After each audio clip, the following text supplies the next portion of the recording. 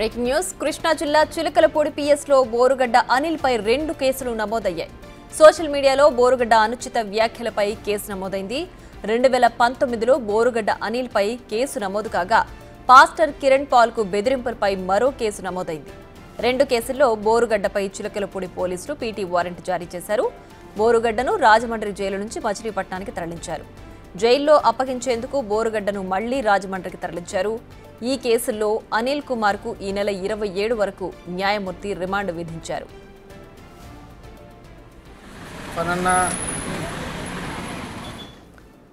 ఇక మరింత సమాచారం మా ప్రతినిధి శివ ఫోన్ లైన్ లో అందించడానికి సిద్ధంగా ఉన్నారు. Shiva, over to you.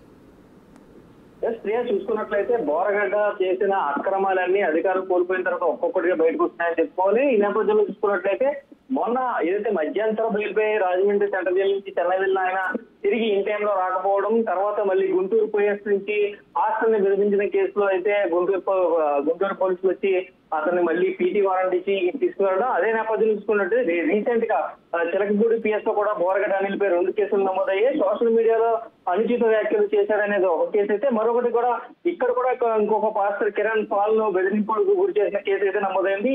ఈ నేపథ్యంలో ఇంకో 2 కేసులకు సంబంధించి కూడా పీటీ వారెంట్ అయితే ఇచ్చి రాజమండ్రి సెంట్రల్ జైలు నుంచి మచిలీపట్నానికి తరలించారు. అయితే మచిలీపట్నం న్యాయమూర్తి కూడా పూర్తిగా రిమైండ్ విధించారు. మళ్ళీ రిమైండ్ సబ్మిట్ చేయడానికి అయితే ఈ రోజు సాయంత్రం అక్కడ మచిలీపట్నం నుంచి కూడా బోరగడ్డ అనిల్ తీసుకుని బయలుదేరారు. అయితే అర్ధరాత్రి సమయంలో వచ్చే అవకాశం అయితే రాజమండ్రి తీసుకొచ్చే అవకాశం అయితే కనిపిస్తుంది. ప్రియా.